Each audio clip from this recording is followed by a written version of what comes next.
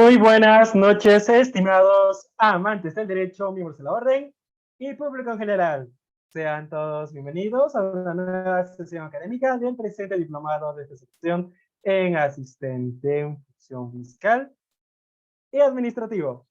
Muy buenas noches, colegas, miembros de la orden, de los ilustres colegios de abogados de Huánuco, de Callao y de Moquegua. Les habla Edison Norton y el día de hoy seré el coordinador en esta presente sesión. Así es que empecemos con nuestro segmento a manera de introducción. En ese sentido, comencemos. A manera de introducción. Recordarán, estimados colegas, estamos en la segunda etapa del presente evento.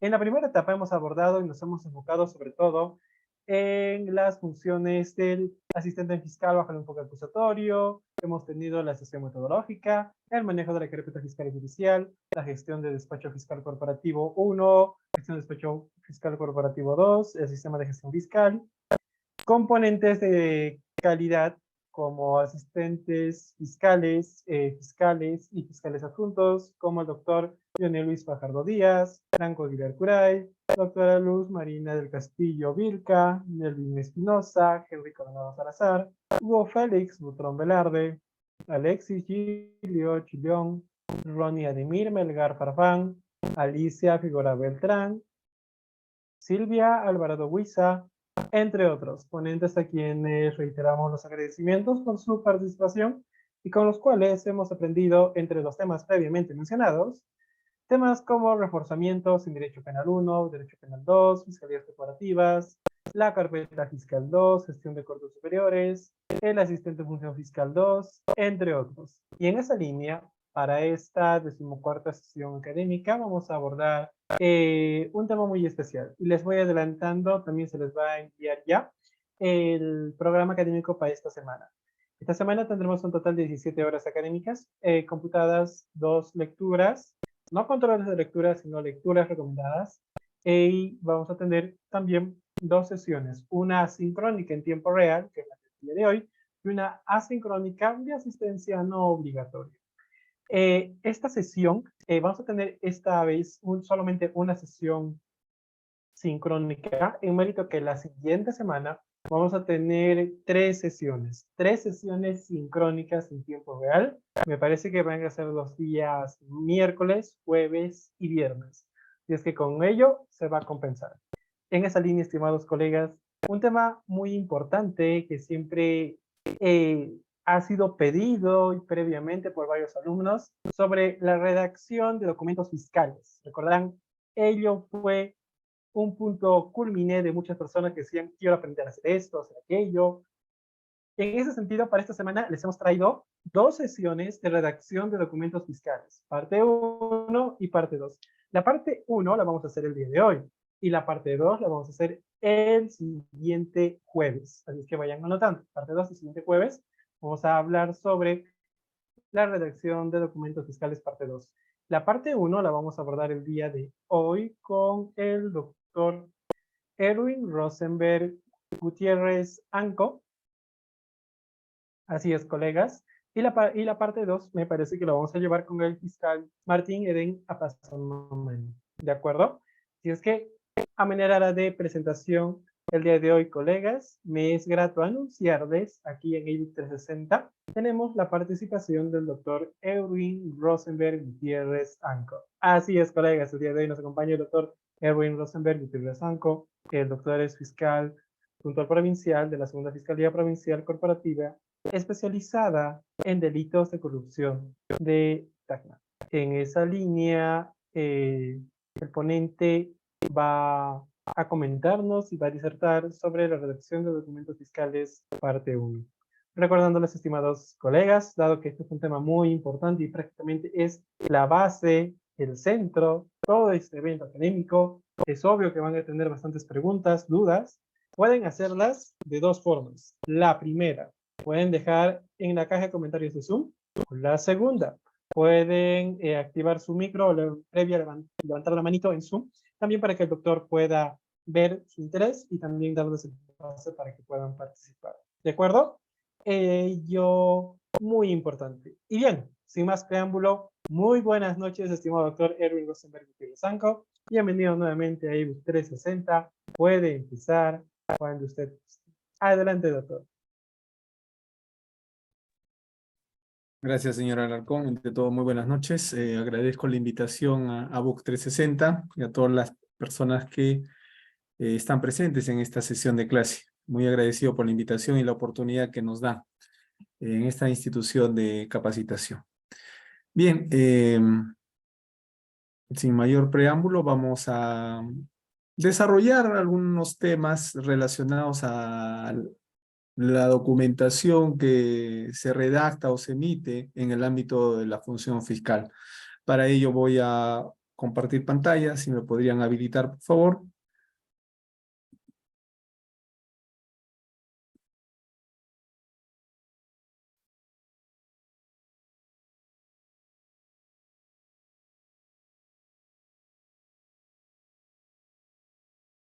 Visualiza su pantalla, doctor. Gracias.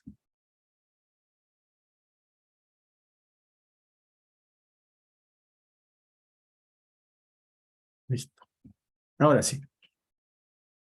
Bien, para el día de hoy se me ha encargado compartir con ustedes el tema de la redacción de documentos fiscales. Básicamente es ver qué documentos se emiten, se desarrollan, se redactan en el ámbito de la función fiscal. En ese contexto, yo como una primera lámina había puesto para que ustedes puedan ver 3 imágenes, ¿no? Que tienen un contenido distinto y una presentación distinta. De estos documentos nos vamos a abocar en estos minutos. Bien, pero para iniciar ello, usualmente yo siempre planteo unas interrogantes, ¿no? Que al final las vamos a responder o durante el desarrollo de esta conversación, de esta clase, vamos a absolver. Como se trata de documentación que se emite en el ámbito de la función fiscal, yo me pregunto y les pregunto a ustedes, ¿qué tipo de documentos se redactan a nivel fiscal? Al igual que en el Poder Judicial, podemos preguntarle también a los jueces, secretarios, asistentes jurisdiccionales, decirles qué tipo de documentos o qué clase de documentos se redactan, se emiten en el Poder Judicial. Son instituciones de la Administración de Justicia, pero la documentación que se emite en cada una de ellas es distinta. Se parecen en algo, pero es distinta. Entonces, es una primera pregunta. Asimismo,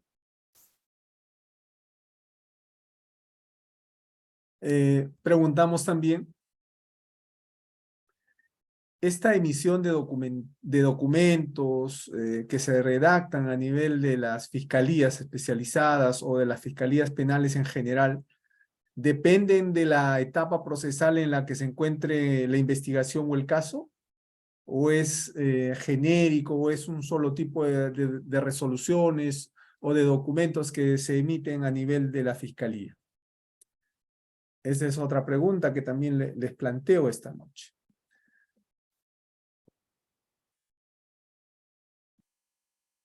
Y otra tercera pregunta es, ¿cómo debería ser la redacción de documentos en la función fiscal? ¿Cómo creen que deberían ser esos documentos? ¿Cómo debería ser esos documentos? ¿Debería ser extenso, corto, de fácil entendimiento, de buena redacción, de bastantes páginas, cortas páginas? ¿Cómo debería ser? ¿Debe incluir imágenes? ¿No debe incluir imágenes? ¿Cómo creen que debería ser los documentos en la función fiscal, ¿no? ¿Cómo deberían de ser redactados? Bien. Y también señalamos, dependerá esta emisión de documentos, esta redacción de documentos, resoluciones, conforme a la etapa que se encuentre la investigación. Recordemos que la investigación en el ámbito penal tiene etapas. tiene una etapa de investigación que engloba dos momentos. Una investigación preliminar, una investigación preparatoria, que se dice que la investigación es una sola, pero tiene dos subetapas, podrían llamarlo, ¿no? Podríamos señalar eso. Sin embargo, consideramos que es la etapa de investigación, que absorbe a diligencias preliminares. Y una segunda etapa que marcadamente lo señala el nuevo Código Procesal Penal es el de la etapa intermedia, y una tercera etapa que es la estelar, como muchos estudiosos, ponentes, procesalistas señalan, la etapa estelar del proceso, que es el juzgamiento. Entonces, es una tercera etapa. Entonces, dependerá de la etapa procesal en que se encuentre la emisión, redacción de documentos.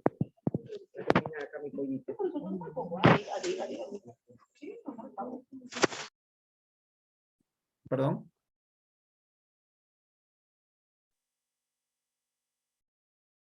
Puede continuar, doctor. Un alumno activó por error su micrófono. Ah, ok.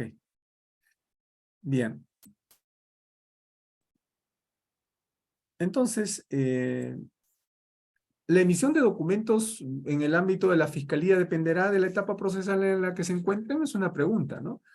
Y consideramos que sí sí depende mucho ese aspecto. Así podemos tener presente de que la documentación, las resoluciones, vamos a utilizar el término resoluciones, en el ámbito de la fiscalía, no son de libre emisión, o si no, tienen una base legal, un fundamento. En este caso, el Código Procesal Penal regula, ¿no? Y dice el artículo 122, las actuaciones del Ministerio Público. Dice, el Ministerio Público, en el ámbito de su intervención en el proceso, dicta disposiciones, providencias y formula requerimientos. Entonces, ya tenemos claro el panorama. ¿Qué es lo que se emite en las fiscalías, en el Ministerio Público, en las distintas fiscalías, sean fiscalías penales, especializadas, en diferentes materias, ambiental, tráfico de drogas, aduanero, corrupción, trata de personas, todas las fiscalías que existan por especialidad, en todas se emiten disposiciones, providencias y se formulan requerimientos. Ahora bien, la pregunta es, con cada uno de este tipo de documentos, qué función, qué finalidad cumplen, ¿no? ¿Son lo mismo? ¿Son sinónimos? ¿Se utilizan de la misma forma, indistintamente? ¿O cada tipo de documento es para una etapa respectiva, para un momento oportuno durante la investigación o durante el desarrollo de las actividades fiscales? Bien, en el caso de las disposiciones, la norma establece, y la práctica también evidencia ello, que se dictan para decidir qué es lo que se decide con una disposición. Se dispone, ¿no? Primero, el inicio de una investigación. Es decir, cuando, por ejemplo, por los medios de comunicación dan a conocer un hecho con carácter delictivo, ¿no? Entonces llega la noticia criminal a través de un medio de comunicación, el fiscal toma conocimiento de ello, formulará un acta fiscal, que es importante también, porque a veces los casos penales se inician mediante actas fiscales de la noticia criminal, ya sea por medio de comunicación o por una persona que formula una denuncia de parte. Entonces, se toma en cuenta ese hecho y en base a eso se formula, se emite una disposición que da inicio a diligencias preliminares. Entonces, vemos un primer momento, la emisión de este tipo de documento. También en la práctica, y la norma prevé de que las disposiciones se emiten para continuar una investigación. Puede ser de que ya acabemos diligencias preliminares y es necesario continuar con ellas. Podemos emitir otra disposición en ese contexto. Y finalmente, así como todo inicio tiene su final, mediante una disposición se da inicio y mediante una disposición también se concluye o se archivan las actuaciones fiscales en un despacho fiscal. Bien, también se utiliza o se emiten disposiciones fiscales para disponer la conducción compulsiva de un imputado, testigo o perito. ¿Qué es lo que acontece? En caso práctico, nosotros estamos a cargo de una investigación iniciada preliminarmente y en la disposición señalamos que se deben recabar diversas documentaciones de diferentes instituciones y además de ello recibir declaraciones testimoniales, declaraciones indagatorias de investigados. ¿Y qué resulta? Que cuando se indica que debe de presentarse un testigo, en las disposiciones se consigna el apercibimiento, es decir, señalar la consecuencia de la posibilidad de una inasistencia de la persona a quien se cita. Si al testigo lo citamos para que deponga en una declaración para un día X a una hora X, le ponemos el apercibimiento para que en caso de incumplimiento no justificado se pueda disponer la intervención de la fuerza pública y sea conducido compulsivamente porque consideramos que su presencia es importante en la investigación.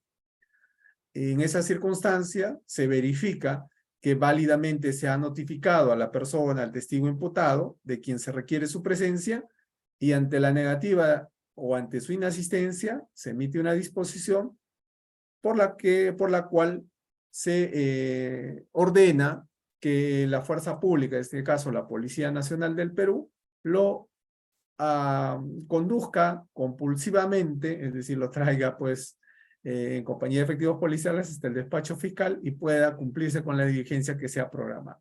En esas circunstancias o para esas circunstancias es que se emiten las disposiciones fiscales. Lo mismo puede ocurrir en un caso de un imputado. Si bien es cierto, existe el derecho de los imputados a no declarar, no lo podemos obligar a que declare. Sin embargo, cuando se requiere su presencia para alguna diligencia importante, es necesario, incluso por la fuerza pública, conducirlo hasta el despacho fiscal. Puede ser para una diligencia distinta a una declaración. ¿Correcto?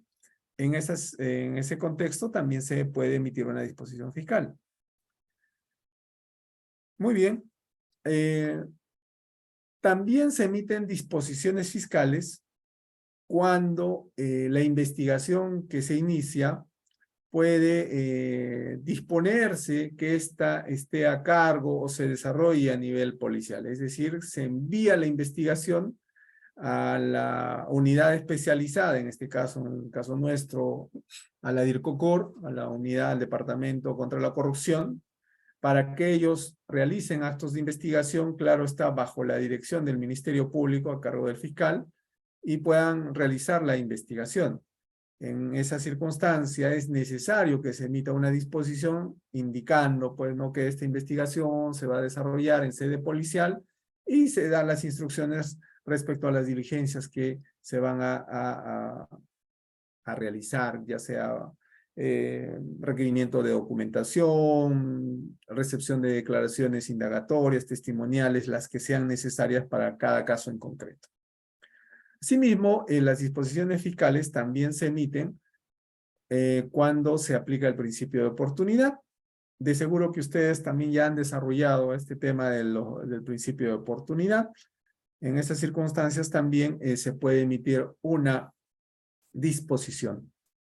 Con ello, de cierta forma, se pone fin a las investigaciones y no se prosigue con el trámite del mismo, que sería una investigación preparatoria. Todo ello observando pues la normatividad que es el artículo 2 relacionado al principio de oportunidad. Además, de manera abierta se podría decir que las disposiciones se emiten o el fiscal a cargo de un caso o a cargo del despacho tiene que emitir disposiciones cuando determinada circunstancia requiera de una motivación, es decir, requiera de una respuesta debidamente motivada frente a cualquier pedido de cualquier parte procesal. Cuando se niega algún pedido en el ámbito de la fiscalía, se tiene que fundamentar, se tiene que indicarles por qué sí, por qué no. Si, por ejemplo, me dicen yo quiero apersonarme a la investigación en un caso de corrupción de funcionarios, el denunciante viene y dice yo soy el agraviado y por lo tanto agraviado denunciante y quiero apersonarme y quiero estar notificado a todas las actuaciones fiscales que haga usted. Entonces, mediante una disposición le explicaremos que no es posible dicha circunstancia porque el agraviado en delito de corrupción de funcionarios, por ejemplo, vendría a ser el Estado y no una persona natural. ¿Y el Estado está representado por quién? Por la defensa jurídica del Estado, lo ejerce los procuradores. Por lo tanto, en la parte procesal, en un caso de delitos de corrupción de funcionarios, sería el procurador en representación del Estado. ¿Qué sucede? A veces, generalmente los delitos de corrupción de funcionarios se dan en instituciones públicas, una municipalidad, un gobierno regional, donde existe un procurador municipal y un procurador regional. Y dicen, bueno, el procurador municipal se apersona y dice, yo soy de la entidad agraviada y me quiero apersonar al proceso para que me notifiquen. Pero también se tiene un procurador especializado en delitos de corrupción de funcionarios. La pregunta es, ¿a los dos los vamos a tener constituidos como partes procesales o aceptados como partes procesales en la investigación? No, solamente a uno de ellos. Al procurador municipal se le informará del estado de la investigación, sin embargo, la actuación directa, activa, la va a tomar la Procuraduría Anticorrupción. Claro está, en coordinación con el procurador municipal. Entonces, esos pedidos se resuelven a través de disposiciones debidamente motivadas. Por ejemplo, se le ocurre a alguna parte procesal solicitar la realización de un acto de investigación, una pericia, por ejemplo. Entonces tenemos que decir por qué sí se va a realizar la pericia o por qué no se puede realizar la pericia, ya sea porque no es pertinente, no es útil ni conducente para la investigación, o de repente sí, ¿no? Entonces, toda actuación que requiera una respuesta motivada se hace mediante una disposición fiscal. Eso hay que tenerlo claro.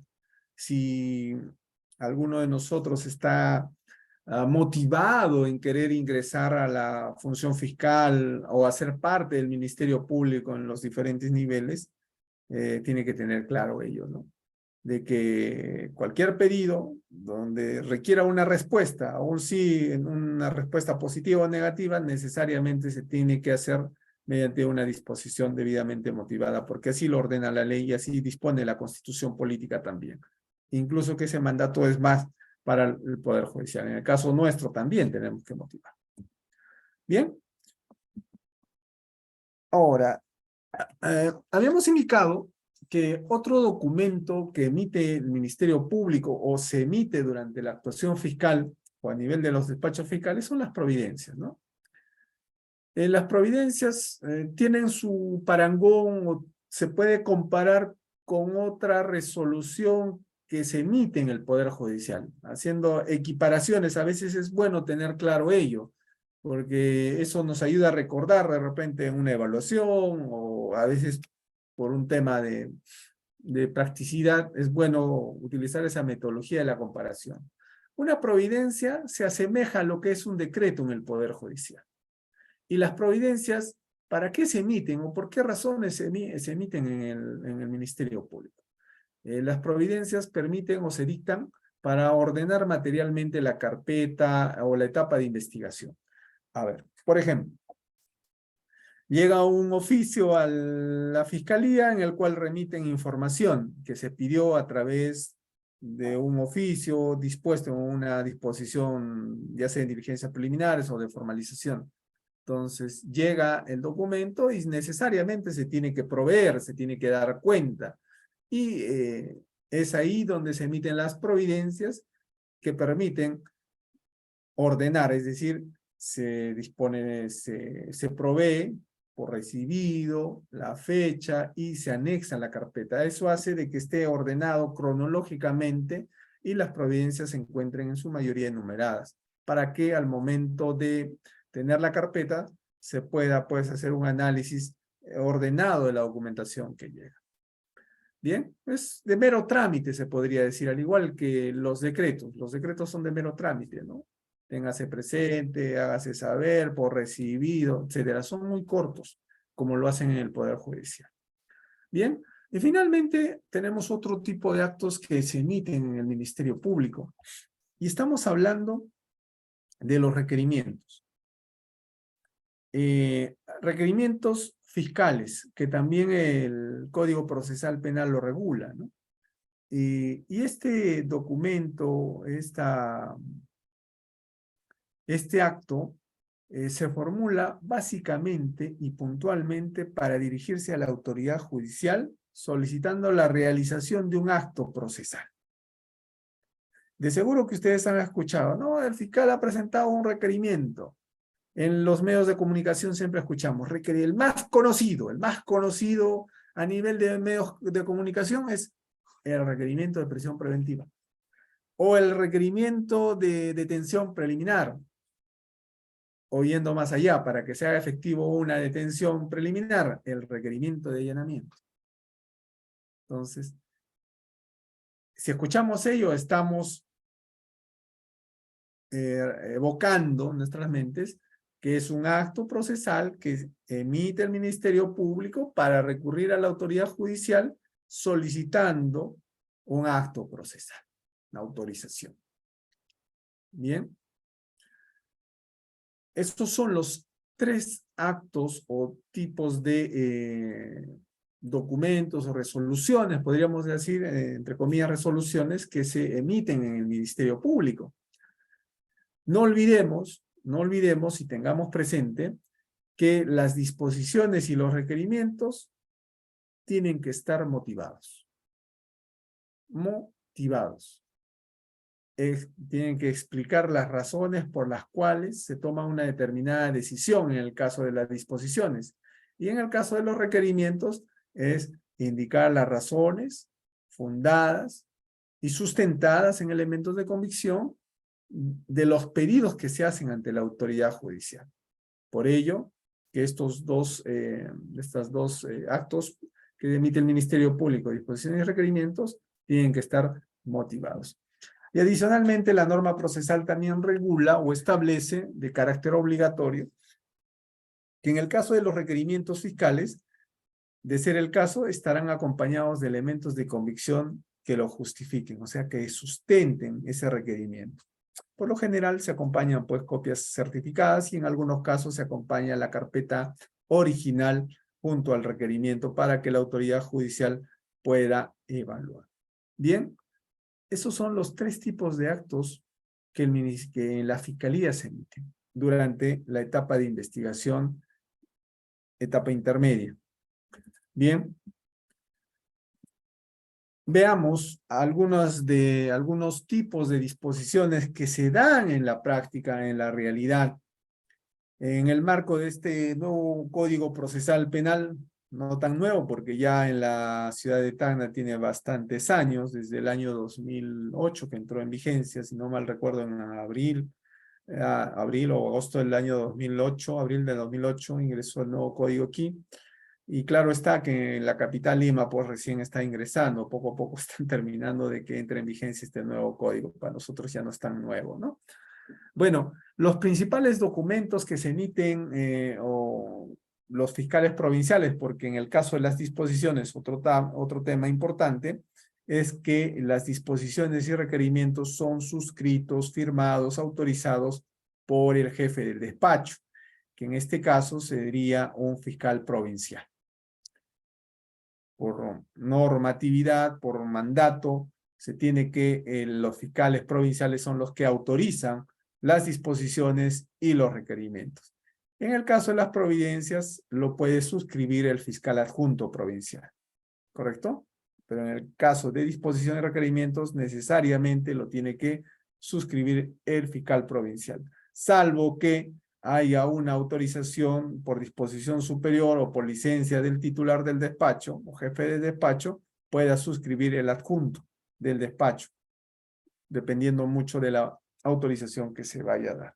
Bien, tema formal que es necesario tenerlo presente porque puede surgir inclusive algún tipo de responsabilidad funcional, ¿no? ¿Por qué suscribiste una disposición cuando no estás habilitado para ello? Porque tú tienes tu provincial, el fiscal provincial es el que tiene que suscribir. Bueno, creo que esas cositas ya han sido superadas, pero igual hay que tenerlo presente. No vaya a ser que cuando estemos en la función fiscal o cumpliendo labores de asistente en función fiscal, se nos dé la tarea de poder proyectar una disposición y la hagamos firmar a nuestro fiscal adjunto, ¿no? Y no al fiscal provincial. Por ahí, de repente por la carga procesal, etcétera, se nos pasó y puede surgir. Entonces siempre tengamos presentes esos aspectos de formalidad. Bien. ¿Qué disposiciones generalmente se emiten en las fiscalías, en el Ministerio Público, que son de continuidad, o sea, de emisión diaria, se podría decir, ¿no? Continuamente, los más comunes, se podría decir, ¿no? Tenemos las disposiciones de formalización y continuación de investigación preparatoria. Esta disposición nos permite también un poquito recordar lo que es la etapa de investigación, ¿ya? Para poder emitir disposiciones, providencias, requerimientos, es necesario ubicarnos en las etapas del proceso penal. Es necesario tener conocimiento doctrinario, procesal, de concepto, para poder redactar, emitir nuestras disposiciones, nuestros requerimientos. De lo contrario, podemos quizá incurrir en algunos errores, en algunas valencias, que desde luego podrían superarse, ¿no? Pero es necesario tener siempre presente que conozcamos bien las etapas de la investigación, las etapas del proceso penal y también la normatividad que regula cada paso en el proceso penal. Bien, cuando señalo la disposición de formalización y continuación de la investigación preparatoria, significa que un hecho denunciado ya ha pasado por la etapa de investigación preliminar o quizá esa denuncia que llega al despacho fiscal esto contenga todos los elementos que permitan directamente formalizar sin necesidad de una investigación preliminar. Es decir, que cumplan los tres requisitos, llamémosle así, o presupuestos para formalizar una investigación preparatoria. ¿Cuáles son esos requisitos, esos presupuestos para formalizar un caso, un hecho, ¿no? No sé si podría por ahí alguien escribirme para hacerlo un poco interactivo esta clase. ¿Cuáles son los presupuestos para poder formalizar una investigación? Al primero que escriba va a tener unos 2 puntos adicionales en la nota que corresponde a la práctica, entiendo yo. Nadie se anima. Estoy solito en clase.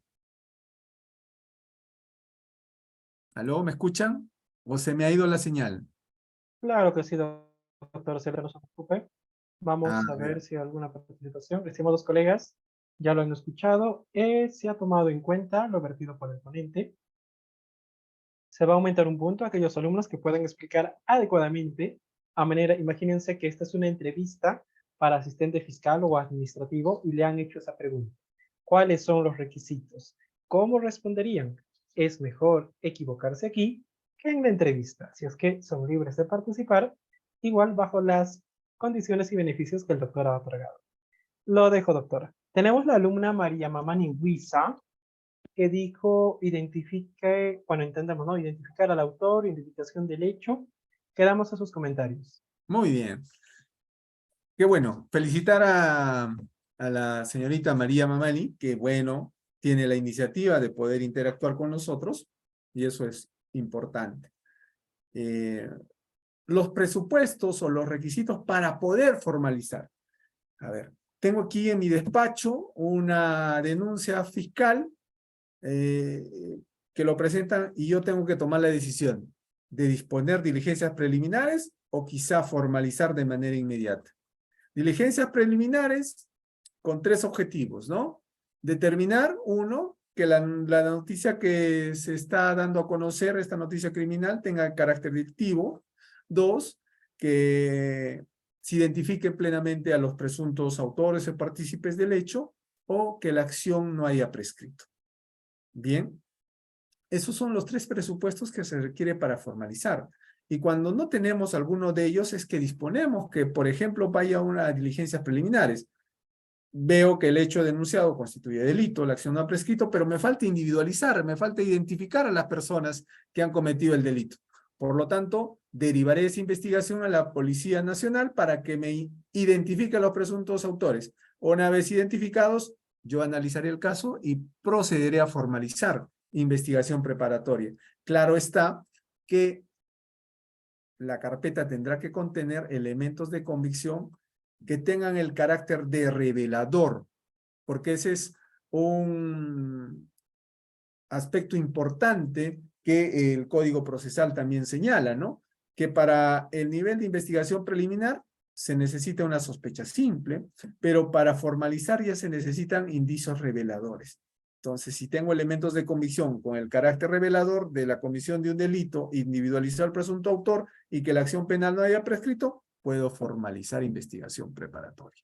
¿Correcto? Eso está establecido también en la norma procesal para tenerlo presente. Bien, ahora, ¿qué es lo que contiene una formalización de investigación preparatoria? Primero, lo que tenemos, como es de conocimiento ya de todos, todo documento se tiene que tener la parte pues formal, es decir, la ubicación, fecha, lugar, denominación del documento, la identificación del caso, número de caso, el delito, el imputado, el agraviado, el fiscal a cargo del caso, el número de disposición. ¿Bien? Eso es, se podría decir, contenido formal que todo documento, toda disposición contiene.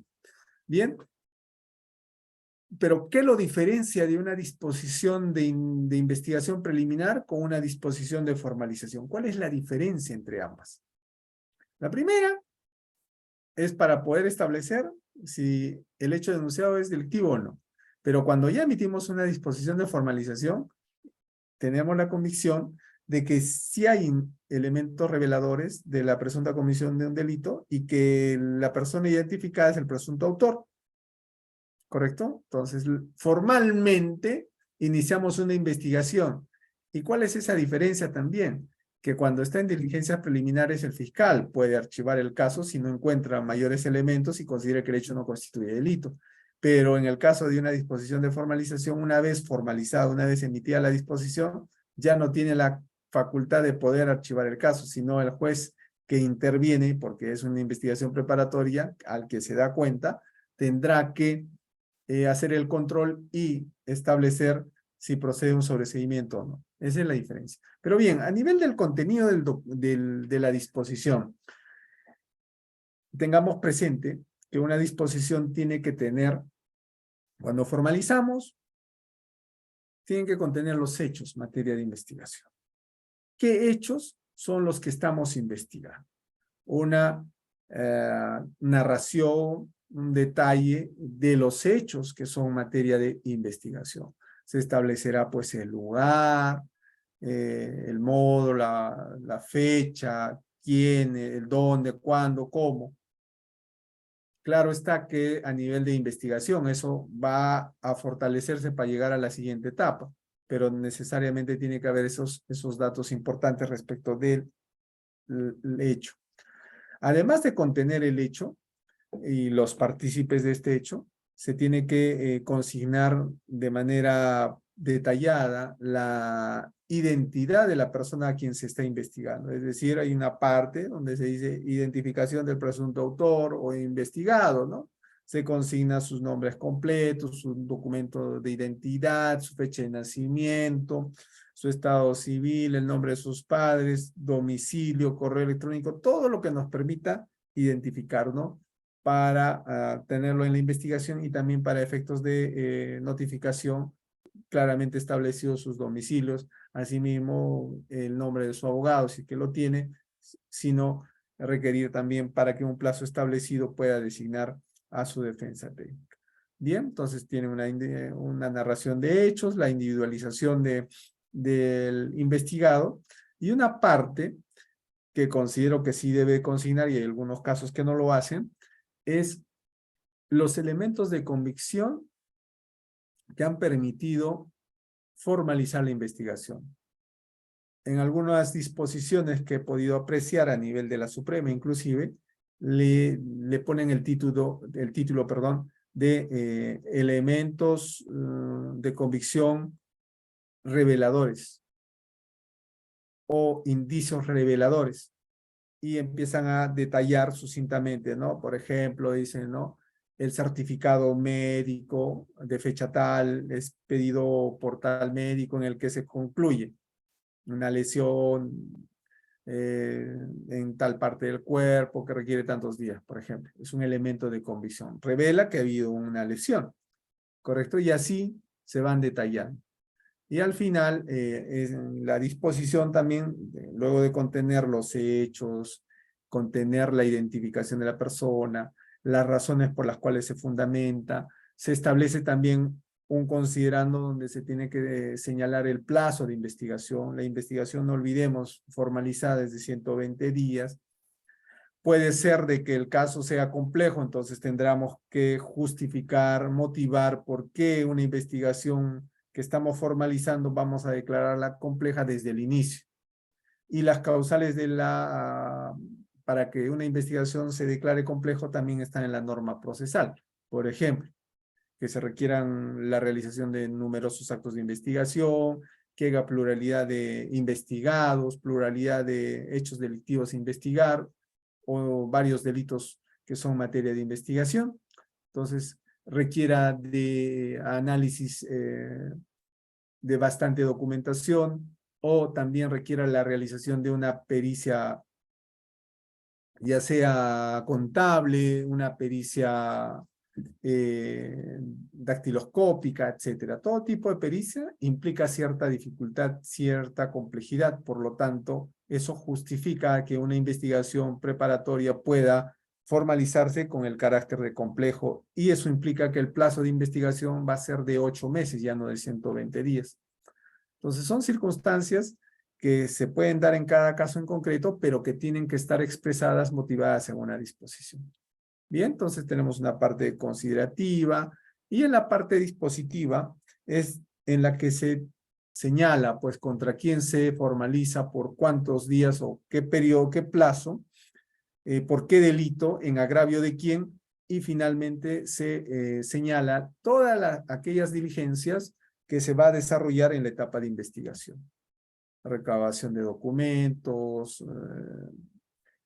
recepción de declaraciones, pericias, todo acto de investigación que sea necesario hacer se tiene que detallar o disponer en esta disposición de investigación preparatoria. Además, en un punto adicional, también establecer qué tipo de medida de coerción se está solicitando, porque cuando ya se formaliza, se tiene que solicitar una medida de coerción.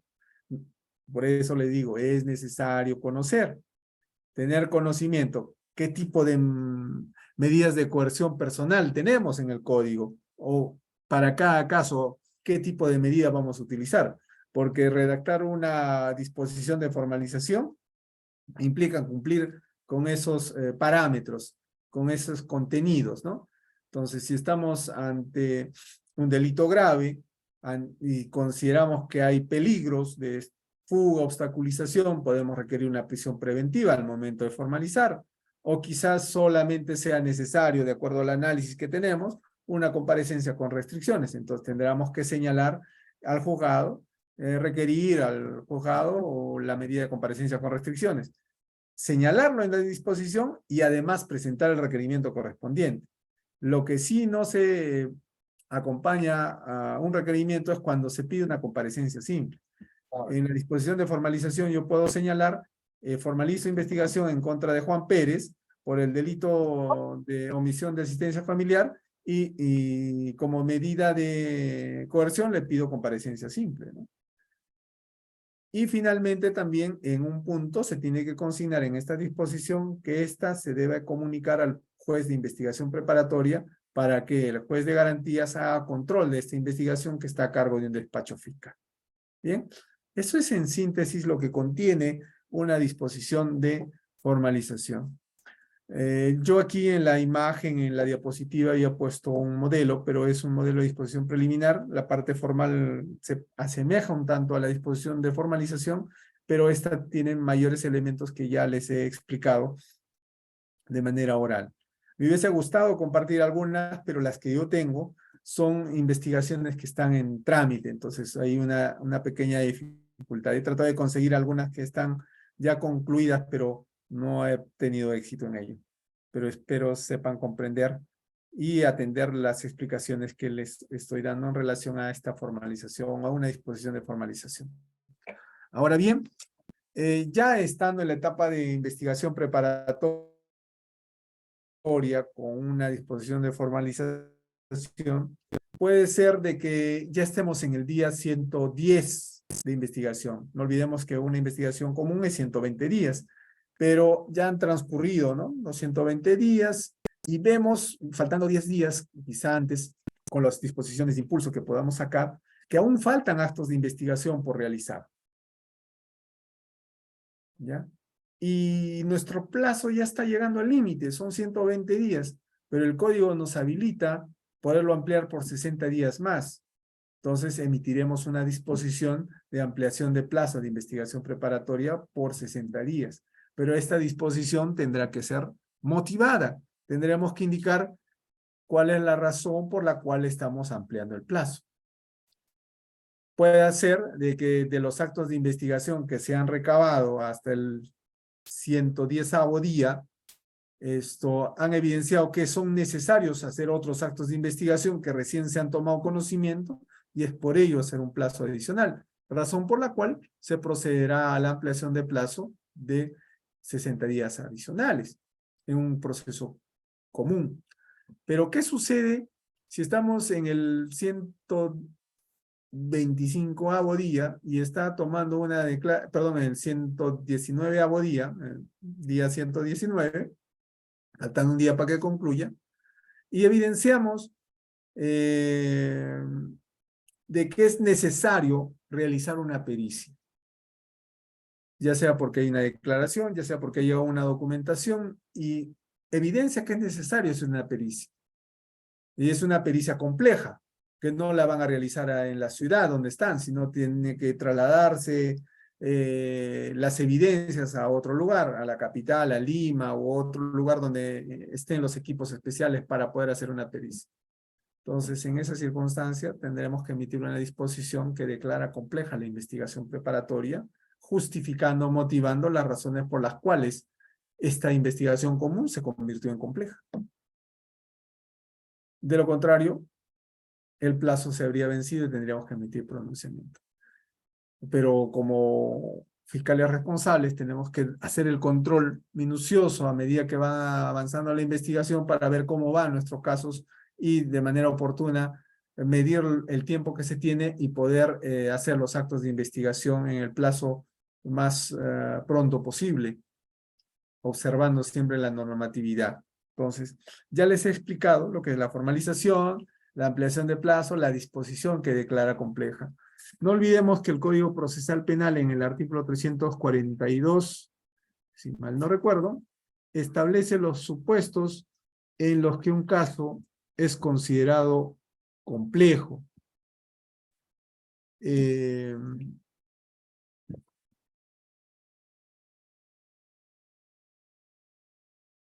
Y el mismo código establece que el fiscal, mediante disposición debidamente motivada, declarará compleja la investigación. Eso está en el inciso 3 del 342. ¿Bien? Entonces tengamos presente. Disposiciones debidamente motivadas en las decisiones que tome el despacho fiscal o el fiscal a cargo de una investigación. Bien, leía yo una pregunta antes que se me olvide en el chat. Esa inquietud no la quiero pasar por alto porque me pareció interesante la pregunta que se hace. Es en relación a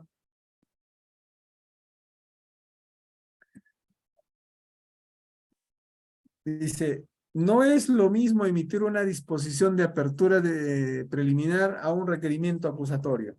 Exacto, no es lo mismo, es totalmente distinto. Las etapas son distintas. Por eso es necesario que conozcamos las etapas de un proceso penal. El proceso penal se inicia con una etapa de investigación, luego tenemos una etapa intermedia en la que se formulan los requerimientos y son objeto de debate en la etapa intermedia para ver si un proceso, una investigación pasa a juicio oral o simplemente se archiva en etapa intermedia. ¿Correcto? Entonces no es lo mismo. Un requerimiento acusatorio contiene muchos detalles, mucha mayor información que una disposición de inicio de diligencias preliminares. Cuando uno emite una disposición de inicio de diligencias preliminares es para recaudar mayores elementos de convicción y establecer si el hecho denunciado constituye delito, es típico o no. Puede ser que sea típico, puede ser de que no tenga relevancia penal. Por ejemplo, puede ser que me denuncian un presunto delito de peculado de uso, ¿no? Que resulta, lo ven a un funcionario público en una camioneta del Ministerio del Estado, circulando un día de semana, un fin de semana, peculado de uso.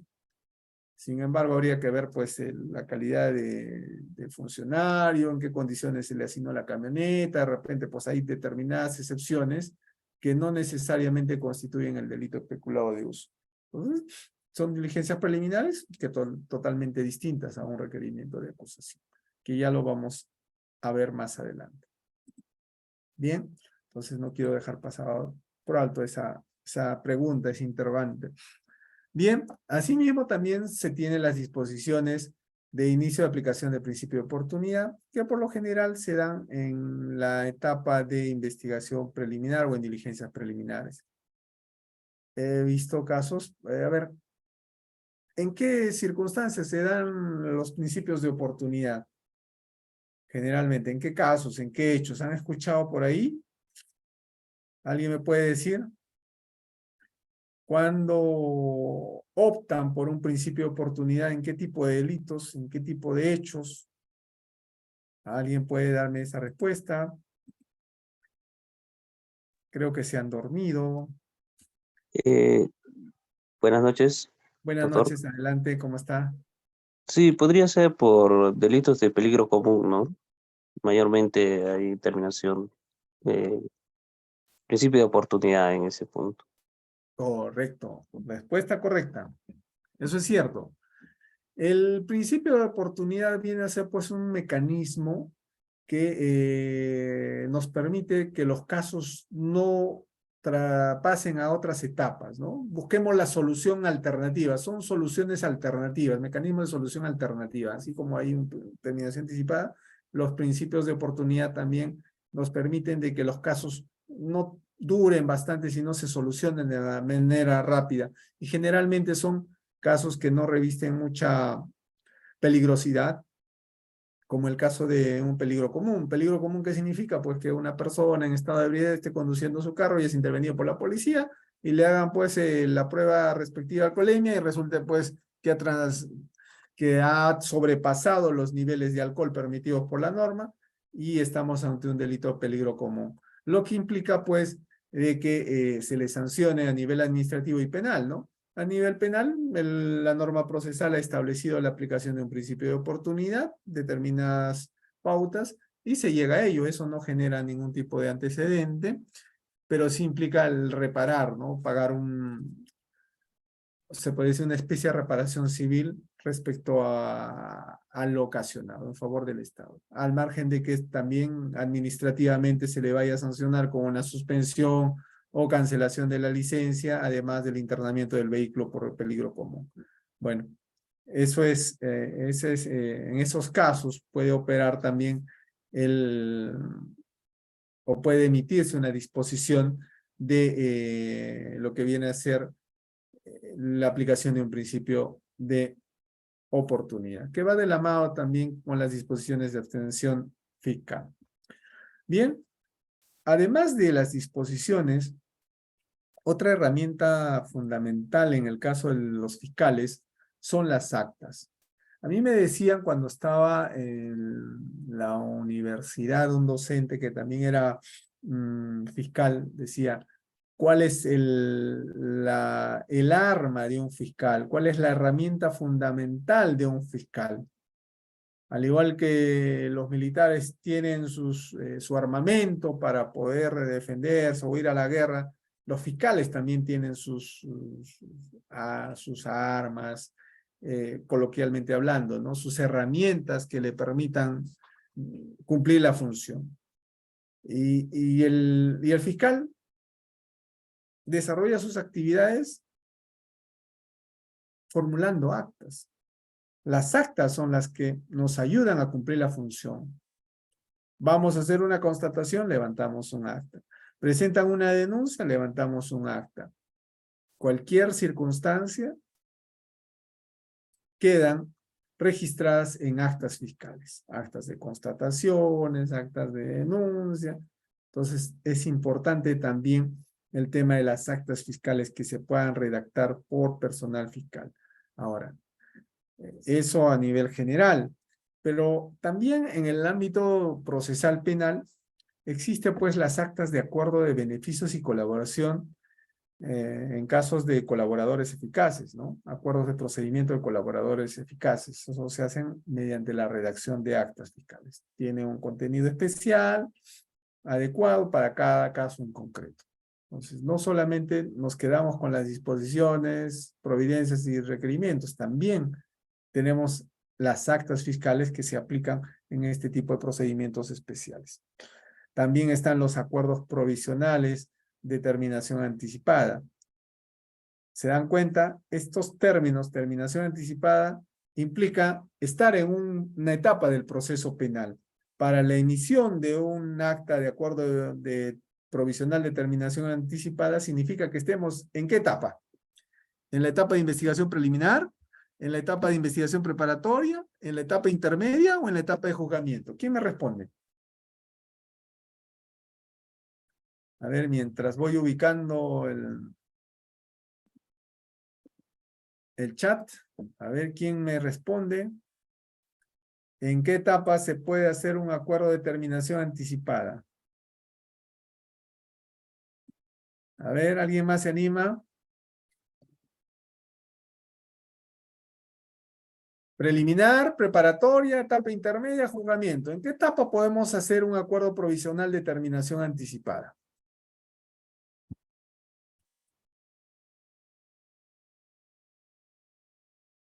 Como dijo el señor Alarcón, más vale equivocarse ahora, en este momento, que quizá en un examen o quizá en una entrevista.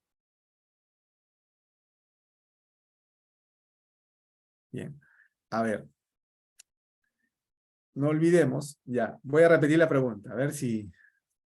Decía yo, ¿en qué etapa del proceso se puede celebrar o se puede hacer un acuerdo provisional de terminación anticipada? ¿En la etapa de investigación preliminar, en la etapa de investigación preparatoria, en la etapa intermedia o en la etapa de juzgamiento?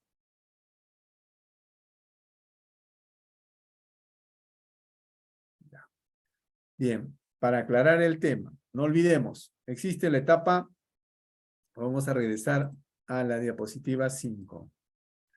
Tenemos una etapa de investigación, ¿correcto? En la etapa de investigación abarca, podríamos decir, a ver,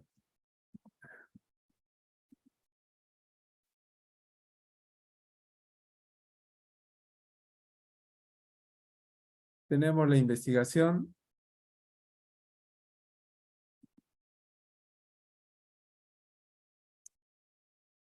preliminar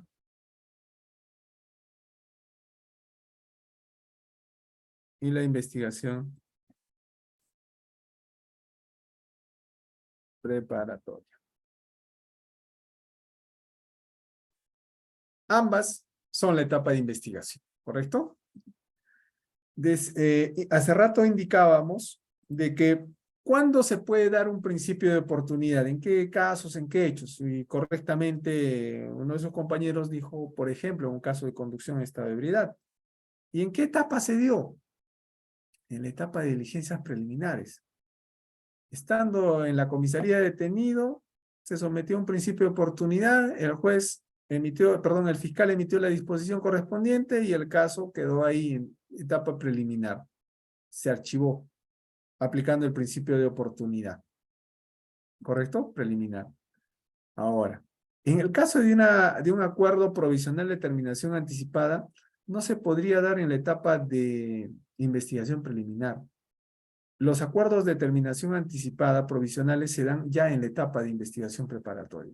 Cuando ya existe una investigación formalizada, cuando ya existe una imputación de un hecho concreto, en esa etapa podría el investigado someterse o solicitar un acuerdo de provisional de terminación anticipada, que es una salida alternativa, que es un proceso de simplificación procesal. ¿Qué significa? Soy consciente de que usted, señor fiscal, tiene bastante prueba por el delito por el cual me está investigando. Así que sí o sí, al final de la investigación o al final del proceso, usted va a lograr tener una condena conmigo. Entonces, como yo no quiero que pasen 4 o 5 años hasta que emitan una sentencia, yo veo que hay prueba suficiente y digo, quiero someterme a una terminación anticipada. Acordemos, negociemos legalmente qué pena usted me va a imponer por este delito que he cometido. Ya, usted ha cometido ¿qué delito? Ya, cohecho, ya, son 4 años. Muy bien, como se está sometiendo a una terminación anticipada, le vamos a hacer una rebaja conforme señala el Código Procesal Penal y la pena va a ser menos. Entonces, los acuerdos de terminación anticipada provisionales se dan en la etapa de investigación preparatoria. Antes de concluir la investigación preparatoria, se puede llegar a acuerdos provisionales de terminación anticipada. Existía una posición, una corriente también, en el sentido de que podrían plantearse en la etapa intermedia, porque ustedes, cuando ya existe acusación, se corre traslado de la acusación, se indica pues esto, las partes procesales podrán plantear cualquier tipo de cuestiones, ¿no? Y ahí aprovechaban las defensas de decir, quiero una terminación anticipada. Pero hay jueces que decían que sí se puede y hay jueces que optaban por indicar que no era posible realizar una terminación anticipada en etapa intermedia y esta habría precluido una vez que se haya emitido la disposición de conclusión de investigación preparatoria. Conforme al código, se entiende de que el acuerdo provisional de terminación anticipada opera durante la investigación preparatoria, hasta antes que concluya la misma, para tenerlo presente. ¿Bien? Bueno, con eso ya hemos aclarado las dudas que se ha generado a raíz de esa pregunta. Bien. También se tienen los requerimientos de proceso inmediato. Los requerimientos de sobreseimiento, los de acusación y requerimiento mixto. Los requerimientos de proceso inmediato. ¿Alguien me puede decir, para emitir este requerimiento de proceso inmediato, es necesario que la investigación esté formalizada? ¿O no es necesario que una investigación esté formalizada para que de manera directa, teniendo ya los actos, habiendo ya realizado las diligencias preliminares, podríamos optar por un proceso inmediato, sin necesidad de formalizar? ¿Alguien me puede ayudar con eso? María Mamani Huiza dice, no es necesario. Ya, otra respuesta por ahí. ¿Alguien se anima?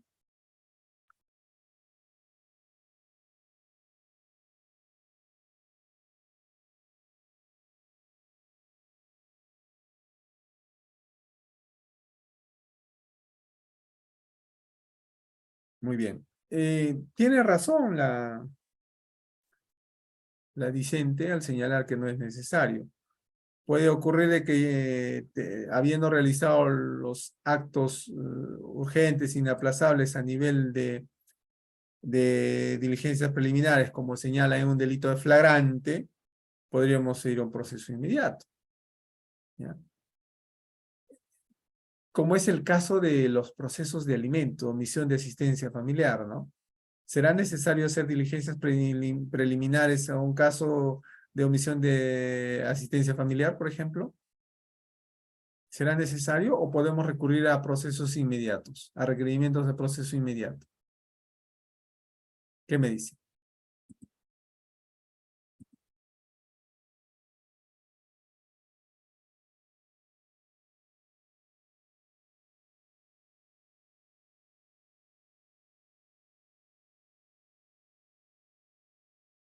Recordemos que el delito de omisión de asistencia familiar se da cuando, bueno, el obligado no cumple con prestar alimentos y en los juzgados civiles hacen las liquidaciones respectivas bajo los apercibimientos y al final remiten copias, ¿no?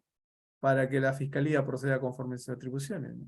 Si ya se tiene una sentencia, se tiene las liquidaciones, las notificaciones de la persona a quien se le ha requerido el pago de una pensión alimenticia y este no ha cumplido, evidentemente estamos ante un delito de omisión a asistencia familiar y consideramos que de manera directa se podría requerir un proceso inmediato porque ya no es necesario hacer actos de investigación porque ya los elementos están ahí. Bien, por ejemplo. Bien, sigamos. Tenemos que otros documentos de manera principal, un fiscal provincial suscribe, emite, redacta, ¿no? Tenemos los requerimientos de sobreseimiento, los requerimientos de acusación y los requerimientos mixtos, que en detalle lo vamos viendo ahora. Pasemos a la siguiente. A ver, nos quedamos aquí, ya, aquí. Bien. Como adelantamos, actos de a nivel de investigación preliminar, la norma procesal, el 329, así como el inciso 2 y el 330 y los siguientes, establecen pues cuándo estamos ante una investigación preliminar, ¿no? El fiscal puede iniciar de oficio una investigación preliminar, se señala, cuando tiene conocimiento de la comisión de un delito, perseguible por el Ministerio Público dentro del plazo de 60 días. No olvidemos que el código establece que la investigación preliminar es 60 días, ¿no? Y bien, el fiscal también puede tomar la decisión debidamente motivada de que este plazo pueda ser distinto. Puede ser 120 días o inclusive una investigación preliminar podría tener el carácter de complejo, que en todo caso no superará los 240 días, ¿no? Pero debidamente motivado. Bien, ahora, el objetivo de la investigación preliminar es realizar actos urgentes inaplazables. ¿Para qué? Lo que les decía hace rato, ¿no? Determinar si han ocurrido hechos eventualmente delictivos, asegurar los elementos materiales de la comisión del mismo, individualizar los presuntos involucrados y o agraviados del caso. Esto es importante, el segundo punto, que es asegurar los elementos materiales de su comisión. Por eso son actos urgentes inaplazables a nivel de investigación preliminar. Bien, esos son los actos y se emiten a través de disposiciones de inicio de investigación preliminar. Bien, ya hemos avanzado estos temas de la investigación preparatoria. Investigación preparatoria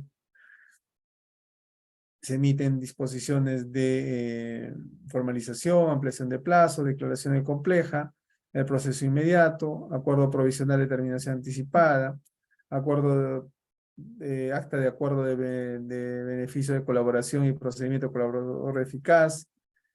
En la etapa de investigación preparatoria, ¿ya?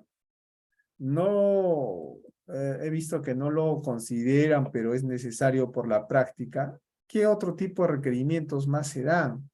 No solamente se tiene un requerimiento de prisión preventiva, sino puede darse a nivel inclusive de diligencias preliminares. ¿Ustedes han escuchado de lo que viene a ser los requerimientos de levantamiento secreto de las comunicaciones? ¿Alguien me puede decir ello? ¿En qué consiste? Los requerimientos de levantamiento secreto de las comunicaciones, ¿en qué consiste y en qué etapa se pueden solicitar?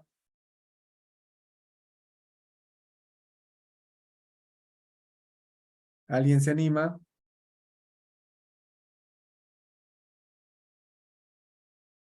A ver, voy a llamar lista. Ya que me han pasado la lista virtual, acá los tengo registrados. ¿Puedo llamar? A ver, alguien que está muy atento, a ver. Al señor Espinosa Maza. ¿Podría ayudarnos con el tema de el requerimiento de secreto de levantamiento de las comunicaciones? ¿En qué consiste y en qué etapa se da? ¿Aló?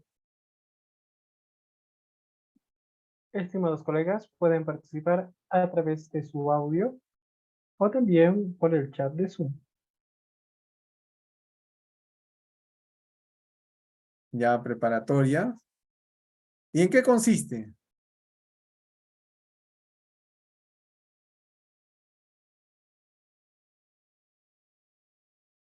¿Escucharon de ese tipo de requerimientos? Bien, para ser un tanto ilustrativos. El, el requerimiento de levantamiento secreto de las comunicaciones, ¿ya? Se puede dar inclusive en la etapa de investigación preliminar, para casos complejos, por ejemplo, casos de organización criminal, por ejemplo, ¿no? Porque los plazos son amplios y si hay elementos suficientes que nos permitan justificar esta medida grave, porque es una medida que restringe derechos, es acceder al secreto de las comunicaciones de las personas a quienes se investiga, es decir, escucharlos quizá en tiempo real, así como también pedir el histórico de sus llamadas, es saber a quienes llamó, con quienes se comunicó, en qué periodo de tiempo. Entonces tiene dos finalidades el levantamiento del secreto de las comunicaciones.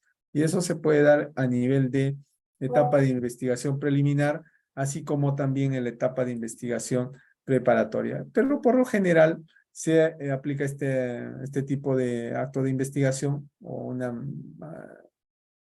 medida de investigación especial en la etapa de investigación preliminar, ¿no? Porque nos permite recabar mayores datos y finalmente podamos nosotros formalizar una investigación inclusive con otro tipo de requerimientos acompañados, ¿no? Antes de formalizar, podemos pedir requerimiento de detención preliminar, acompañado de un requerimiento de allanamiento, incautación, registro de bienes, se podría pedir antes de formalizar.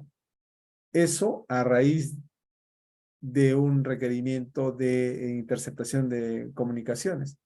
Porque cuando se intervienen las comunicaciones empezamos a escuchar en tiempo real cómo es la conducta delictiva de una organización, cómo es que cometen delitos, con quienes coordinan, se hacen seguimientos y se va armando el caso, se van recabando elementos y hasta que al final llega ya el momento de poder hacer la intervención respectiva mediante una detención preliminar, un allanamiento y finalmente proceder a formalizar y pedir una prisión preventiva de ser necesario. Entonces, estos requerimientos también son emitidos, formulados por el Ministerio Público y dirigidos al Poder Judicial o al Juzgado de Investigación Preparatoria para que autorice la medida. Claro está que esos requerimientos tengan que estar debidamente motivados y acompañados de los suficientes elementos de convicción que justifiquen dichas medidas que se requieren. ¿Ya? Eso se da en investigación preparatoria preliminar. Vemos en las noticias lo que pasa en la capital, ¿no? Cada cierto tiempo se va dando allanamientos, detenciones, y esos son producto, pues, de los actos de investigación y los requerimientos formulados a los juzgados de investigación preparatoria de los distintos niveles y que autorizan y se ejecutan esas medidas de manera inmediata y reservada. Ese es otro tema importante también cuando uno presenta un requerimiento, ya sea de medida limitativa de derechos o el tema del requerimiento de levantamiento secreto de las comunicaciones, estas tienen que ser de manera reservada. Solo sabe el fiscal que redacta el requerimiento, así como el fiscal que lo firma y el juez que resuelve. Entendemos también debe tener conocimiento el secretario que actúa, ¿no? Pero generalmente es solo el juez el que tiene que resolver y emitir la autorización de manera reservada para que tenga éxito una investigación cuando se trate de requerimientos de levantamiento secreto de las comunicaciones. También se hacen requerimientos de levantamiento secreto bancarios para poder establecer si las personas hacen transacciones bancarias, de quiénes, en qué cantidades, relacionados a los hechos en materia de investigación. Mucho dependerá del hecho que se investiga y si se cumplen o no con los presupuestos para poder implementar dichas medidas a través de estos requerimientos escritos debidamente motivados y fundamentados. Bien, llegamos a la etapa intermedia. En la etapa intermedia ya las cosas varían, ya no hay un abanico de posibilidades de redacción de documentos, de actos de investigación. La etapa intermedia ya es básicamente la presentación, la formulación de un requerimiento, ya sea de sobreseimiento o un requerimiento acusatorio o un requerimiento mixto. En el caso de un requerimiento de sobreseimiento, este requerimiento, como hemos indicado, debe estar motivado, pero está basado o el sustento para poder emitir este tipo de requerimientos considera lo previsto en el artículo 344 del Código Procesal Penal. Es decir, la investigación por el cual se está solicitando el sobreseimiento está inmersa o está incursa dentro de las causales para que proceda un sobreseimiento. El inciso 2 de este artículo señala que si estamos ante un hecho, objeto de la causa, que no se realizó o no se puede traer o atribuirle al imputado, se puede pedir el sobreseimiento. Si estamos ante un hecho imputado que no es típico, porque o concurre una causa de justificación o inculpabilidad o de no punibilidad, también se puede solicitar el sobreseimiento. O cuando la acción penal se ha extinguido. Por ejemplo, estamos en investigación, a 5 días de poder concluir la investigación, el investigado fallece. ¿Qué corresponde? Emitir un requerimiento de sobreseimiento, porque es evidente, ¿no? La acción penal se ha extinguido, o de repente puede ser que haya prescrito también. Y finalmente otro supuesto es que no existe razonablemente la posibilidad de incorporar nuevos datos a la investigación y no hay elementos de convicción suficientes para solicitar fundadamente el enjuiciamiento del caso. Bien, esos son los supuestos en los que el representante del Ministerio Público puede fundamentar o sustentar un requerimiento de sobreseimiento. Ahora, ¿qué contiene el requerimiento de sobreseimiento?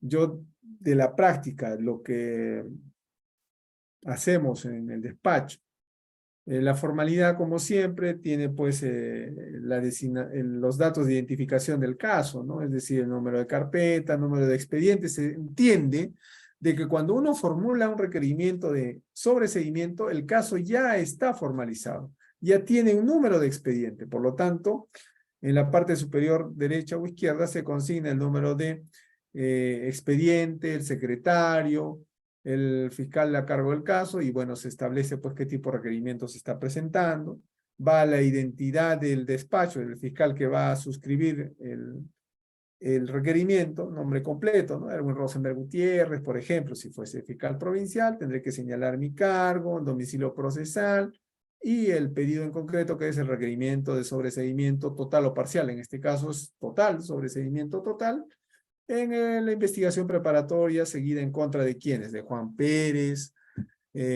Rosita Juárez, Pérez, etcétera. ¿Por qué delitos? Se hace de manera concreta y la causal, ¿no? ¿Bajo qué causal estamos recurriendo a un sobreseimiento? En el inciso 2, literal A, B, C, son 4 literales del artículo 344, e indicaré pues la identidad de los beneficiarios, o en este caso de los investigados, con este caso, requerimiento. Si son 2, los pondré sus datos completos, y luego consideraré un punto ya del requerimiento. Los fundamentos del requerimiento es señalar los hechos materia de formalización. ¿Qué hechos fueron formalizados? Lo que se formalizó, lo consigno, y luego de ello, en otro punto, estableceré cuáles son los elementos de comisión o actos de investigación que he recabado durante la etapa de investigación preparatoria. Son 100 elementos de convicción, detallaré los 100 elementos de convicción, haciendo un resumen o resaltando lo más importante de cada elemento de convicción, para luego de ello indicar, ¿no? Y justificar las razones por las cuales estoy pidiendo el sobreseimiento. Entonces señalaré la norma y empezaré a motivar, justificar las razones por las que al juez le estoy pidiendo que este caso se sobresea, se archive de manera definitiva y alcance la calidad de cosa juzgada. Invocaré alguna de las causales, que por lo general es la última. No existe razonablemente la posibilidad de incorporar nuevos datos a la investigación por el tiempo, etcétera. O puede ser que se haya extinguido la acción penal, en cuyo caso es un tanto más sencillo hacer un requerimiento de sobreseimiento. Lo difícil es cuando estamos en los otros tipos de causales para justificar. Y estas se tienen que verificar de los elementos de convicción que se han recabado. El juez considerará ello y finalmente resolverá, ya sea aprobando o declarando fundada nuestro requerimiento, o no la aceptará, dispondrá una investigación suplementaria o quizá que se remita al superior para que ratifique o rectifique el requerimiento que hemos planteado. Es de manera concreta, podemos decir, el contenido de un requerimiento de sobreseimiento. Como se habrán dado cuenta, señores discentes, es necesario para formular cualquier tipo de acto en el Ministerio Público tener conocimiento de cada uno de ellos. ¿Cuándo pedir un sobreseimiento? ¿Cuándo pedir un requerimiento de acusación? ¿Cuándo emitir una disposición de formalización? O las que hemos indicado. Es necesario siempre estar estudiando, conociendo las instituciones jurídicas, las categorías jurídicas, para que luego de ello poderlos plasmar en cada caso en concreto, porque es necesario fundamental. El conocimiento es importante en la formulación de los documentos a nivel del despacho fiscal. Bien, tenemos el requerimiento de acusación, que el requerimiento de acusación es aquel requerimiento que nos permite llevar la investigación preparatoria a otro nivel. Es decir, que la investigación preparatoria, que todos los actos de investigación nos permitan establecer que el hecho inicial formalizado se ha robustecido, se ha adjuntado mayores elementos que nos permitan hacer una imputación mucho más completa, precisa, clara de los hechos que han ocurrido y se haga una imputación concreta. Los datos, es así que la norma procesal, inclusive el 349, inciso 2, señala, ¿no?, qué es lo que tiene que contener una acusación fiscal. Y la misma que tiene que ser motivada y contendrá, dice, ¿no?, datos que sirvan para identificar al imputado, nombres completos, como indicados sus generales de ley, se podría decir, ¿no?, lugar de nacimiento, inclusive, cuando nosotros tomamos las declaraciones a los investigados, preguntamos si tienen pues tatuajes, algún tipo de cicatrices, para poderlos individualizar de tal forma que no haya confusión en ellos. Cuando exista la posibilidad quizá de pedir algún tipo de medida o un requerimiento, como en este caso. Esos datos permiten individualizar e identificar debidamente a un investigado o un imputado. Asimismo, una acusación, un requerimiento de acusación, tiene que contener la relación clara y precisa de los hechos que se atribuyen al imputado, con sus circunstancias precedentes, concomitantes, posteriores.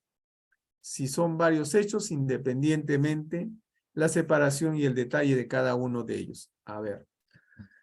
De seguro ustedes alguna vez han tenido entre manos una acusación, ¿ya? Y en la acusación se ha estilado, a raíz de las exigencias que hace la judicatura, en ponerles un título, ¿no?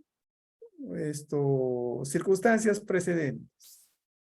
¿Y qué es lo que se tiene que indicar en las circunstancias precedentes? Es lo que aconteció, aquellos hechos que acontecieron previos a la comisión de un delito. ¿Correcto? Por ejemplo, a ver, estamos ante un hecho de homicidio, por ejemplo, ¿no? Homicidio por utilizando un arma de fuego. Un hecho precedente, ¿cuál sería, no? Que Juan Pérez, el día 4 de octubre, a las 14 horas aproximadamente, se apersonó por inmediaciones del Mercado Central, en un lugar donde venden armamento de corto alcance, pero de manera clandestina, adquirió una de ellas y se retiró para su domicilio. Es un hecho precedente. Media hora más tarde, con esa misma arma que compró minutos antes o adquirió o la encontró, causa la muerte de otro amigo en otras circunstancias. Entonces, el hecho precedente sería cómo es que adquirió el arma, ¿no? ¿Qué hizo horas antes? Y el hecho en las circunstancias concomitantes es propiamente el suceso, ¿no? En el momento que se comete el delito. Y las circunstancias posteriores es lo que ocurrió después, ¿no? Que se dio la fuga, que lo persiguieron, que lo denunciaron, etcétera. O sea, los hechos posteriores, el hecho de la necropsia, etcétera, ¿no? Habría que determinar cada caso en concreto. Bueno, eso se precisa de manera clara, el dónde, cuándo, cómo ocurrieron esas circunstancias, de tal forma que la imputación sea concreta y permita, pues, al investigado o al acusado defenderse de los cargos imputados. Bien, además de precisar los hechos de manera clara y precisa, esta acusación tiene que contener los elementos de convicción que fundamentan el requerimiento de acusación, es decir, todos aquellos elementos de convicción que permitan justificar esta acusación. Asimismo, en otro punto se detallará la participación que se le atribuye al imputado. Es decir, se establecerá si tiene la calidad de autor o cómplice. Si estamos ante un delito de homicidio, de hecho que va a ser autor, es el único, ¿no? A menos que estemos ante un delito de robo, con participación de varias personas, entonces estableceremos, de acuerdo a la narración fáctica, cuál es su grado de participación. De autor, son coautores, son cómplices, cómo fue su grado de intervención. Para ello es necesario saber las instituciones y categorías jurídicas y poder redactar adecuadamente un requerimiento de acusación. Asimismo, se dice que debe estar la relación de las circunstancias modificatorias de responsabilidad penal, si existen o no esas causas de modificatorias de responsabilidad penal también, ¿no? Si hay causas de justificación, extensión de la acción penal, etc., ¿no? Asimismo, se dice que en la acusación se tendrá que señalar el artículo de la ley penal que tipifique el hecho, la calificación jurídica, ¿no? Y cómo es que se subsume ese hecho al tipo penal. Asimismo, se establecerá la cuantía de la pena que se solicita, es decir, cuántos años de pena estamos pidiendo por la comisión de este delito como sanción penal para el acusado. También se detallará el monto de la reparación civil. Ahora, en el caso de la reparación civil, ¿qué ocurre? Hay casos en que el agraviado se constituye en etapa de investigación preparatoria en actor civil. Entonces, ellos tienen la obligación, por mandato legal, de solicitar la reparación civil, motivar ello. Porque conforme al artículo 13, si no mal recuerdo, establece de que cesa, pues, la obligación del Ministerio Público en justificar o requerir una reparación civil cuando hay un actor civil constituido. De no haberlo, el fiscal tendría que motivar una reparación civil en la acusación. Bien, asimismo, establecerá pues si existen bienes embargados, existen medidas cautelares, ¿no? Reales o personales en relación al caso en concreto. Así también existen ítems donde se tendrá que ofrecer los medios de prueba que quieren que se actúe en juicio oral, es decir, prueba personal, ya sea pericial, testimonial, así como la prueba documental que deba de actuarse en juicio para que finalmente el juez de juzgamiento emita, a previa actuación de los mismos, una sentencia condenatoria o absolutoria.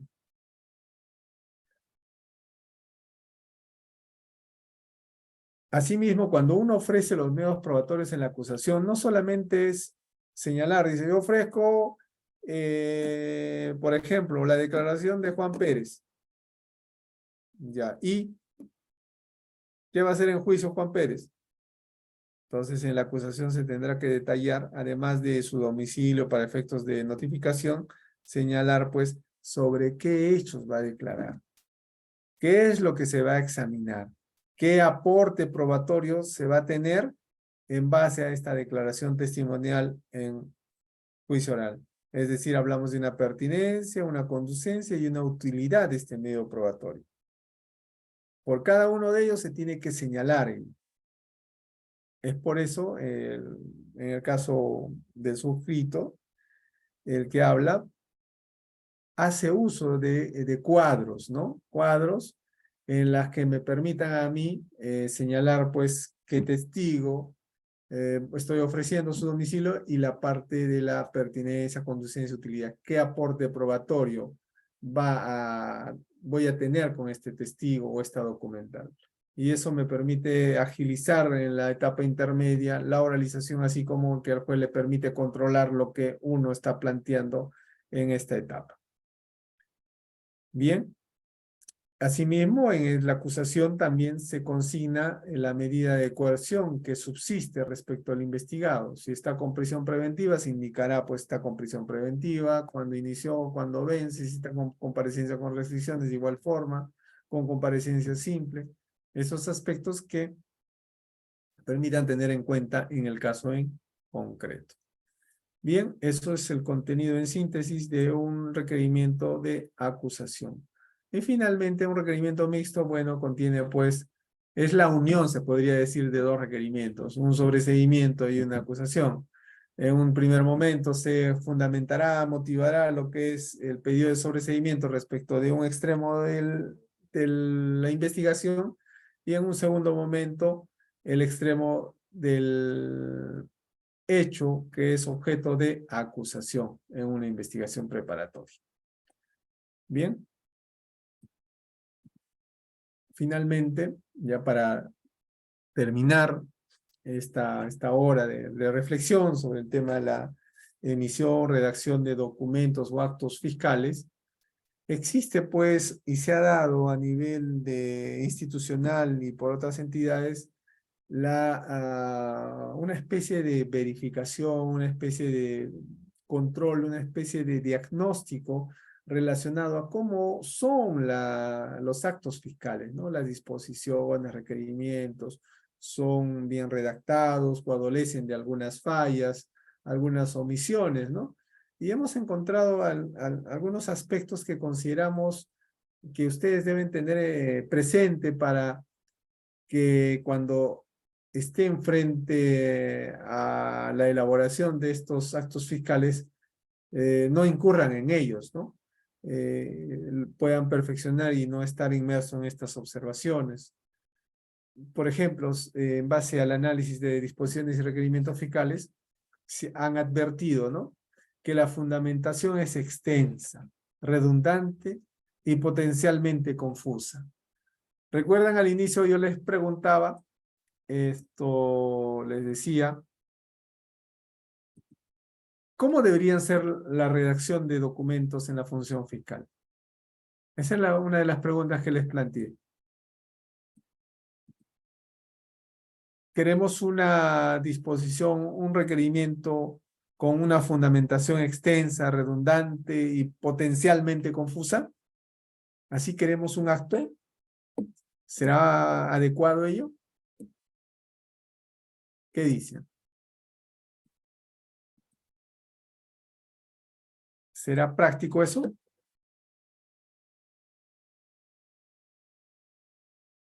De hecho que no, ¿no? Lo que buscamos a través de un requerimiento o una disposición es justificar las razones de la decisión que se toma. ¿Por qué razones sí o por qué razones no? De manera puntual, sin necesidad de redundar, sin necesidad de que sea confusa nuestra explicación, nuestra argumentación o fundamentación en nuestra disposición o requerimiento. Otro aspecto que han observado en este diagnóstico es el uso del lenguaje técnico legal no comprensible por el público. A veces se abusa en la utilización de terminología técnica, que a veces confunde. Yo siempre he tratado de analizar y observar este aspecto. A ver, no sé, a ver hasta qué punto pueda servir este ejemplo, ¿no? Ustedes, no sé si han escuchado los medios de comunicación nacional, de índole local, cuando se presenta un caso de un detenido y le dictan prisión preventiva, en los medios se escuchaba y decía, bueno, se dictó una sentencia de 9 meses.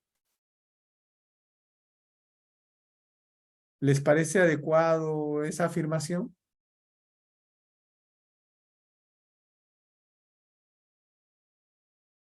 ¿Estará bien que se diga que se dictó una sentencia de 9 meses cuando en realidad solamente es una medida provisional de una prisión preventiva y que no es una sentencia? ¿Será comprensible o adecuada la utilización del término sentencia? Por ejemplo, considero que no, ¿no? No se está aplicando, no se está utilizando con propiedad ese término, porque sentencia implica otra cosa, implica una resolución de fondo, con mayor fundamento, ¿no? En este caso está dictando una medida de coerción mediante un auto, y la medida es de 9 meses, y no implica que esta persona no vaya a recibir una sanción penal por el hecho que haya cometido, ¿no? Entonces, son circunstancias que se dan. Otro aspecto que se ha evidenciado es que la estructura seguida no es la mejor. Está basada en modelos producidos por otros fiscales y su estructura argumentativa no está concatenada con criterios logísticos. Eso es una realidad que se evidencia a veces por la carga procesal, por otras circunstancias, optan por utilizar modelos y utilizan como plantilla y tratan de adecuar el caso a la plantilla y a veces dejan pues datos de otras investigaciones en un caso que están realizando, entonces no tiene razón lógica, ¿no? Y a veces no es bueno eso, ¿no? Es necesario. Puedes tener un esquema, ¿no? De qué debe contener una disposición, un requerimiento, pero el contenido tiene que ser propio de cada caso. Tiene que haber una armonía lógica en la redacción de cada uno de los documentos. A veces dice, no se sigue en la secuencia de los hechos. ¿Eso qué quiere decir? Que no hay una narración ordenada, pues una descripción ordenada de los hechos en el documento, ¿no? Comienzan, digamos, señalando el 10 de enero, luego abajo ponen el 2 de febrero y luego nuevamente regresan al 10. Es una mezcla, ¿no? No hay un orden lógico. Yo cuando estaba estudiando, y recuerdo muy bien las palabras de un docente en procesal civil, y nos decía, ¿no? Que las demandas tienen que estar bien redactadas en un orden lógico, cronológico. Yo creo que esos consejos, esas enseñanzas, sí ayudan bastante. Cuando uno empieza a redactar un documento, y sobre todo en el tema de los hechos, tiene que ser en un orden lógico, cronológico, con un lenguaje sencillo para que cualquier persona lo pueda entender y fácilmente exponerlo. Y luego ya, pues el aspecto jurídico, que se tipifica o califica el hecho en concreto. Y no vamos a tener ningún inconveniente. A ver, también se dice que se usan términos que no se entienden. son innecesarios, redundantes o mal empleados. Es otra observación que se hace. El estilo es rimbombante y extenso. En ocasiones no se usa una voz sonora y esto dificulta la comprensión del texto. Otra observación.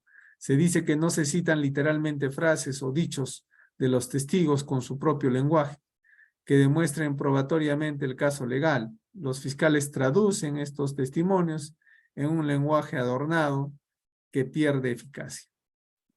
Eso también hay que tenerlo en cuenta. Cuando uno toma declaraciones, no hay que interpretar la declaración del testigo ni del imputado. Tenemos que tomar nota tal cual es su respuesta, porque esa es su declaración. Nos explicará en sus propios términos. Y cuando una persona lea esa declaración, va a evidenciar que esa declaración es espontánea y propia de la persona que declaró. Asimismo, no se revisa ni se edita el texto al final. Esto genera que haya errores y no sean corregidos.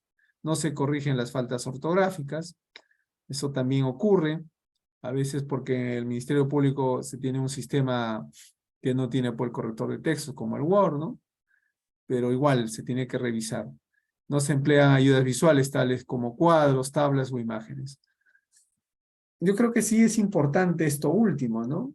A veces una imagen ayuda mucho para ilustrar un caso o la utilización de cuadros, de gráficos, para ilustrar adecuadamente, ¿no? Yo les cuento como experiencia propia que a manera de innovación, en un caso particular, se me ocurrió poner en la narración fáctica una imagen, ¿no? Que va acompañada de la narración fáctica y la imagen, ¿no? Y el solo ver la imagen ya de cierta forma da a entender el caso en concreto. Bueno, es como una innovación, no sé cómo lo vayan a tomar, pero bueno, eso lo he hecho en un solo caso, para poder entender. A veces los casos complejos ayudan la utilización de algunas ayudas visuales o cuadros o esquemas. Bien, otro aspecto importante que quiero indicarles es tengan presente estas consideraciones. Tenemos que saber qué es describir o una descripción, qué es una narración y qué es una argumentación. ¿Ya? Estos tres aspectos no son iguales, no es lo mismo, es distinto y hay que tenerlo presente, se tiene que tener presente al momento de redactar, al momento de motivar, ya sea una disposición o un requerimiento fiscal, cuando estemos cumpliendo la función o seamos parte del Ministerio Público. Bueno, con ello doy por terminado esta disertación que tiene que ver con la redacción de documentos fiscales. Nos ha permitido un poco refrescar, tocar varios tópicos de lo que viene a ser el proceso penal, lo que viene a ser las etapas de investigación que se dan a nivel de los despachos fiscales. Espero haber sido muy didáctico y no haberlos aburrido con esta exposición. Gracias. Estaré atento a algunas inquietudes que se puedan dar.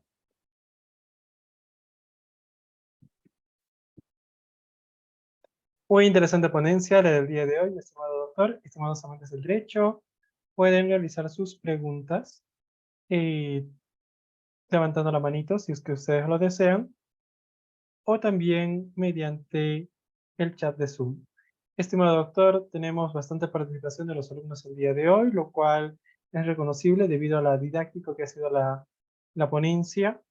Destacamos las participaciones de los alumnos María Mamani Huiza, Evelyn Castillo, Leonardo Arcaya, Elizabeth Jiménez, Evelyn Castillo, Diego José Bautista, Fiamma Silvera, Verónica Abad, Amad Osella, entre otros.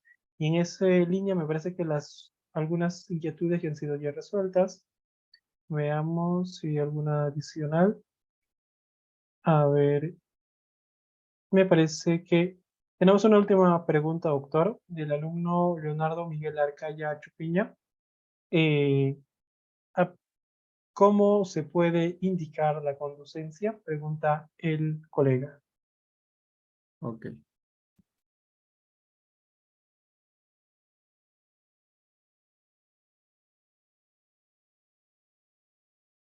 La norma procesal establece que en los requerimientos de acusación se tenga que establecer o indicar que la conducencia, la pertinencia y utilidad del medio de prueba.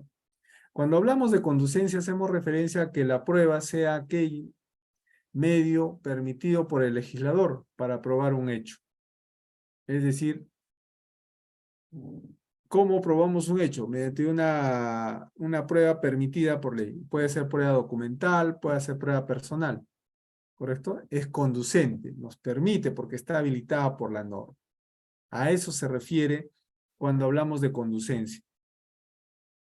Ahora, en el caso de la pertinencia, tiene que ver con aquella prueba no solo sea permitida por ley, como ya se anotó, sino que la misma tenga una relación directa con lo que es objeto de debate. Por ejemplo, si yo quiero acreditar incremento patrimonial, yo no voy a ofrecer pues una pericia dactiloscópica, ¿no?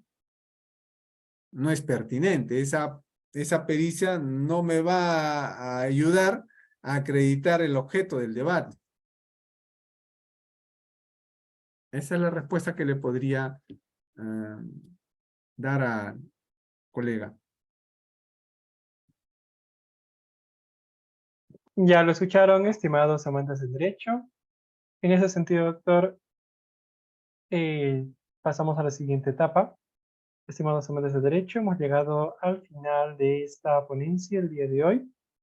Comentarles que esta ponencia se va a también tener una segunda etapa a cargo del doctor Martín Edina Pasabamani. Y sin perjuicio de ello, estimados amantes del derecho, el día de hoy despedimos de manera protocolar a nuestro invitado que nos ha acompañado con un tema muy interesante. En esa línea, estimados colegas, despedimos al doctor Erwin Rosenberg Gutiérrez Anco.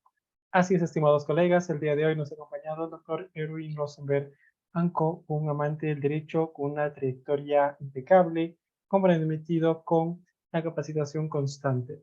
El doctor Erwin Rosenberg Gutiérrez Anco es fiscal adjunto al provincial de la Segunda Fiscalía Provincial Corporativa, especializada en delitos de corrupción de Tacna, un amante del derecho que el día de hoy nos ha acompañado con la ponencia Redacción de Documentos Fiscales, parte 1. Muchas gracias, estimado doctor, por haber difundido vuestros conocimientos el día de hoy y haber contribuido en la búsqueda de la excelencia, de la capacitación constante de los futuros jueces, fiscales y abogados gigantes en el 360. Muchas gracias, doctor. Hasta otra oportunidad. Gracias, señor Alarcón, y gracias a todos por asistir. Espero volverlos a ver muy pronto. Un abrazo muy fuerte. Gracias. Esperamos que sí, doctor.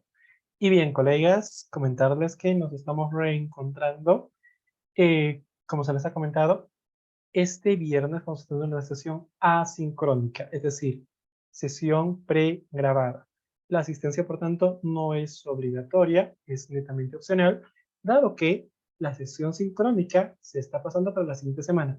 La subsiguiente vamos a tener 3 sesiones en vivo, el día miércoles, jueves y viernes, es que a irse preparando.